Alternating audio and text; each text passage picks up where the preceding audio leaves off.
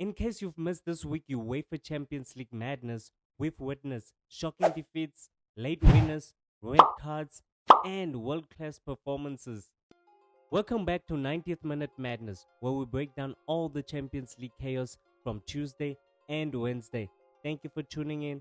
Let's dive straight into it. Starting with Jose Mourinho finally picked up his first Champions League win for Benfica, a 2-0 victory over a sloppy-looking Ajax. Even though it wasn't vintage Mourinho's style of play, they managed to seal a win, and Benfica definitely needed that. Moving on to surprising news, Galatasaray stunned at home by the newcomers of the UCL, Union Saint-Gilloise, walked in and took all 3 points. Galatasaray fans certainly did not see this one coming, and that's the beauty of this game.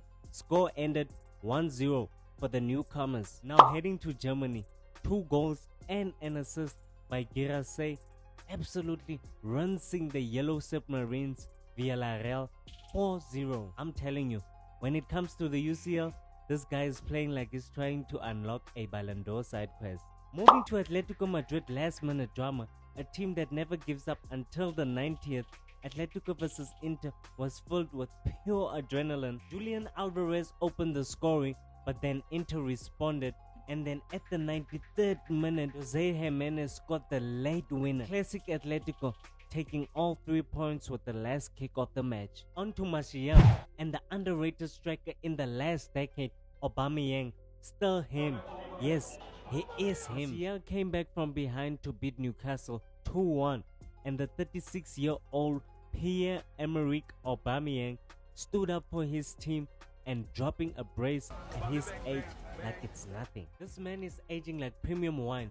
16 goal contribution in 16 games across all competition this season. I swear people don't talk about him enough, but let me know what you think down in the comments. Moving forward to Atalanta 5-minute chaos. Atalanta beat Frankfurt 3-0 away, and all goals came in 5 minutes. Lookman was cooking the backline, scoring and assisting. It's like the man was speedrunning a UCL quiz. Looking at Juventus scraping a 3-2 win, not convincing at all.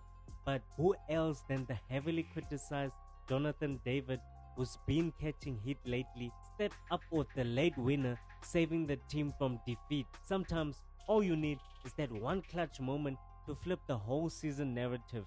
Staying on Italy teams, Napoli beat Qarabağ 2-0.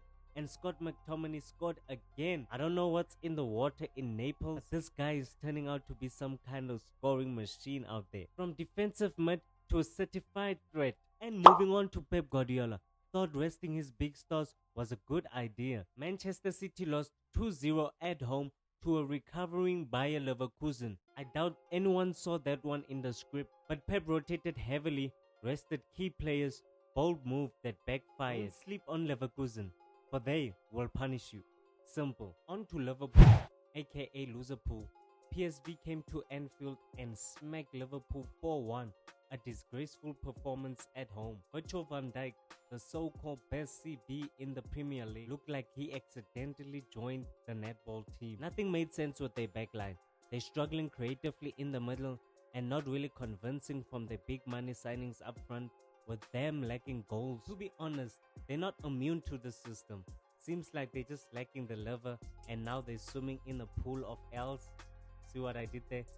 Anyways, it gets you asking, what's the way forward for Arne Slot's man? Moving to a team skating on ice with these wins, Real Madrid almost messed around and dropped points versus Olympiacos, but almost doesn't count when it comes to football. They held on, surviving, keeping the scoreboard on their favor, and the scoreboard ended 4-3. Now on to our 3 big games that everybody is talking about, starting with one of the best midfielder, alongside Pedri of course. PSG vs Tottenham ended 5-3, and it was pure carnage. Tottenham tried to keep up, but PSG's attack was just on steroids. Vitinha walked away with the match ball and scoring a hat-trick, absolutely 2 bangers, and pocketing Tottenham. I have nothing to say but absolutely class from this young man. If you want him to score, give him the ball. If you want him to create, give him the ball.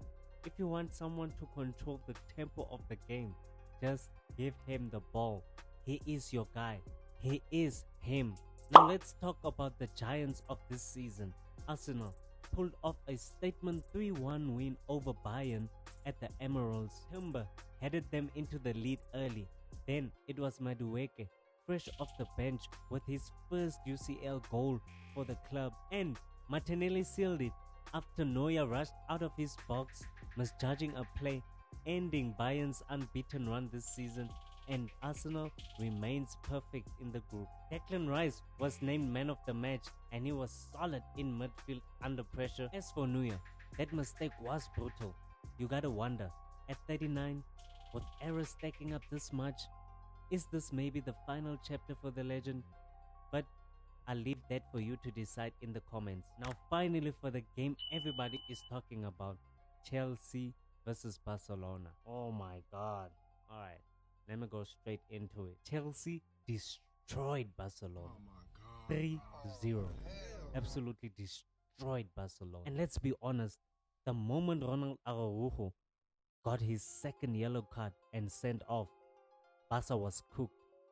Barcelona was cooked. But even before that, Chelsea looked hungry.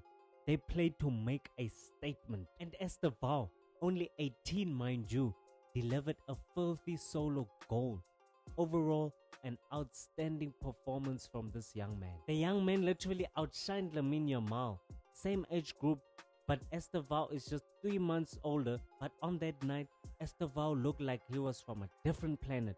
Yeah, let's talk about Marc Cucurella. He pocketed Yamal for the entire match, even though there were some few questionable fouls. I'm not gonna get into that. But not only Cucurella's individual brilliance was at play, that James Caicedo duo is pretty solid and dangerous. If Chelsea keeps this up, those two will be the next threat in English football. Now looking at the rest of the UCL scoreline, and just like that was another insane Champions League week. Let me know which game shocked you the most. Make sure you subscribe, drop a like, and of course tune in for the next week's 90th minute madness, because the drama never stops.